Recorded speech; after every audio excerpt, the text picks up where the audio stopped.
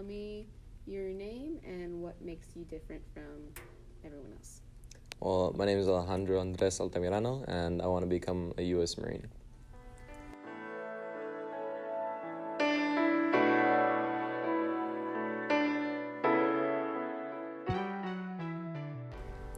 It was Valentine's Day, and it was this year, 2018, Valentine's Day. And Sergeant Carcamo, my current recruiter, he came up to the school and he's like, "Hey, join the Marines." And I was like, "I'll give it a try." That's kind of what sparked everything. Well, I don't really have a certain motivation to be a Marine, but it's more of a passion. It's a way of life, and I really started looking into being in the military at first. I wanted to join the Army or the Navy. I really wanted to be like a Navy SEAL because I saw like movies like Expendables, stuff like that. So I'd always have these little toy soldiers, the little green guys, and I'd play with them, and I'd be like the general, like super high up or something, like commander-in-chief. And then when I'd play with them, it was like I was reenacting like real like scenarios, and I'd have like a 5-day war or something like that, and that's kind of what it grew into, like a career. Oh, I love the Marines. It's so fun. Like playing with people. Well, not really playing, but like working out with them. We fool around still, but it's a lot of fun, like having that brother sister like relationship with people. I have a buddy named Daniel. We actually started PT, which is physical training, the same day, and well, now we have like a full little squad. I'm Honey Bun, he's Sweet Cheeks, we got Cupcake, and we got Baby Cheeks, and we're all like just like super close to each other. And we even went rock climbing, and we're gonna go paintballing next week. So it's like really strong bonds that you form, like fast. Most of my friends think I'm a dumbass, and I would say probably, yeah, I'm a dumbass, but it doesn't matter. And then as for my mother, she didn't have any problem with it. The way she sees it is I'm gonna go do something that I want to do, and she supports me all the way. Do you have any advice you would tell to a kid thinking about joining the Marines or is currently about to join the Marines? Work out, study, work out more, study more, and don't mess up. No drugs. No drugs. No drugs. Alrighty. What's your name and what makes you different from everyone else? Okay, my name is Natalie Nieves, and I'm a Christian.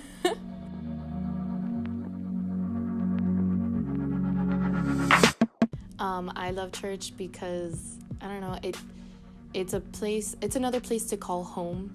A lot of people there are considered family to me. They're really close. I can be open, and yeah.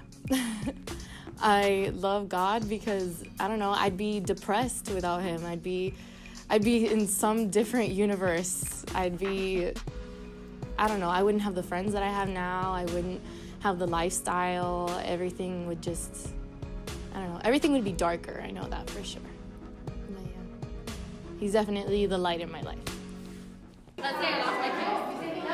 Literally, I have lost things, and I pray about them, and I'm like, Lord, please help me find this. And I look over here, and they're right there, and I haven't been able to find them for an hour.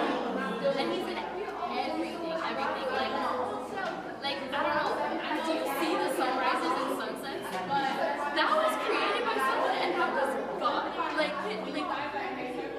Once you say you're Christian, everyone ends up watching you, I guess, more. It's like you're being held like under a microscope.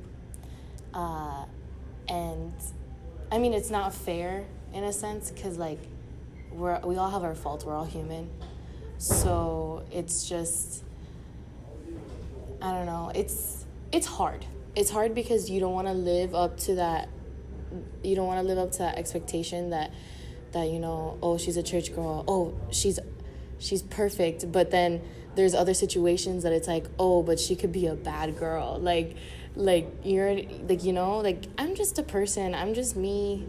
I'm trying my best to be as godlike as I can. I'd say forget what people think. It's your life. It doesn't matter. You're you. I don't know anything else. I don't know. That's pretty much it. Okay. What's your name and what makes you different? My name's Anthony Laurie, and what makes me different is my ADHD.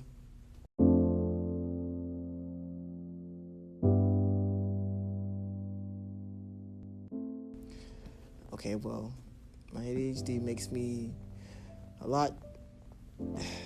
makes me hyper. I can't sit straight. It's hard to focus. There's a lot of people talking. It's hard to stay concentrated on one thing, and my mind races all the time. I forgot already. Sometimes my ADHD helps me. For example, my reaction time.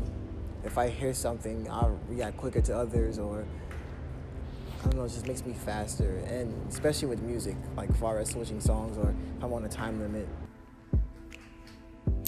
Classroom environment. My classroom environments back in middle school and elementary was much smaller. Now in high school, it's so much bigger, and I don't have as much help as I used to. It used to be I can talk to someone one-on-one. They can help me one-on-one. Opposed to I'm in a huge classroom. Everybody has their own questions, and it's everyone's talking. It's I can't have that isolation or that peace or that quiet that my brain needs to process things or copy down things. It's a tough life, but you'll get through it. It gives you experience, and it helps you grow your character out in the real world. You'll be a lot stronger. You have an iron skin in certain things. You can always be there to comfort and relate to someone in a way.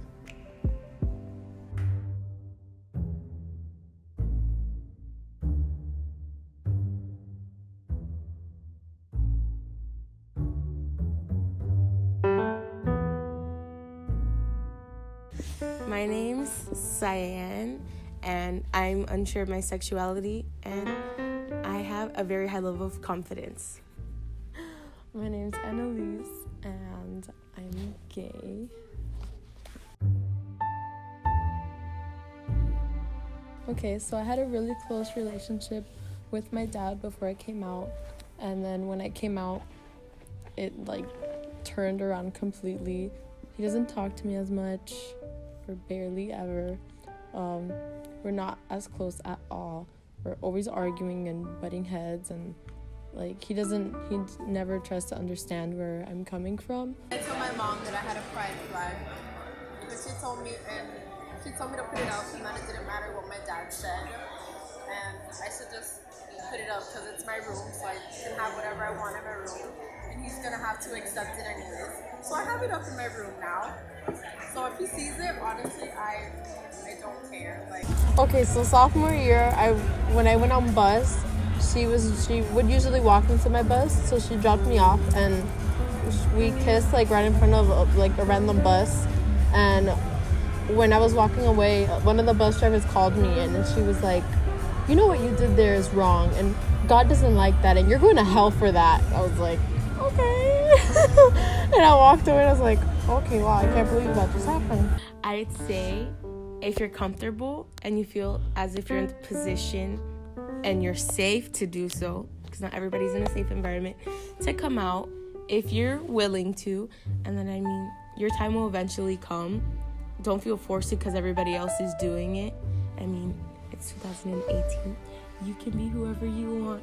2018. It's very stressful when you come out and it wasn't even intentional, it just kind of happens, and can be a whole 360 with your life. So just whenever you feel comfortable, don't let anyone pressure you to come out. Just be happy with who you are. Don't be ashamed, even if other people don't agree with it. Forget them. It's they're not going through what you're going through. Just be you. Don't be afraid to be yourself. Okay.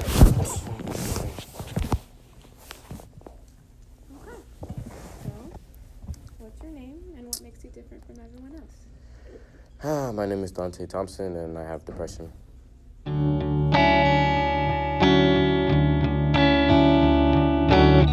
I remember junior year is probably when it was the hardest to deal with my depression. I remember sitting in my AP Psych class, not AP Psych, it was AP Lang, and I had Mazawi. And I walked in that day, and I got there a little earlier before everybody else, and she gave us an assignment, and I don't, like, for some reason today was different. I, like, picked up a pen, I looked at the paper, and I couldn't write. I just didn't want to speak. I didn't want to do anything, and it's never been that bad at a point where it just hinders me from doing any work at all. And I just put my head down. She asked me, did I want to go to the office to do something for her, and I did it. And I came back, and I just remember I had to step outside, and I called my mom, and I told her about it, and she told me that she had depression too, but she just, like, never told us because she didn't want us to worry about her or anything. You can ask a lot of different people that have depression, what is it? And majority of the times, you'll get different answers, but in a metaphorical sense. Depression is like this train that you're on, and sometimes it just halts, and for long times it feels like there's no movement and there's no purpose to this train moving. It's gonna be hard sometimes. It's gonna be hard a lot of the times. And don't completely isolate yourself. Have a group of friends that will notice it, because I know you don't want to talk about it, and I know you don't want to show it, but you want people to help, but in a way you don't want them to help.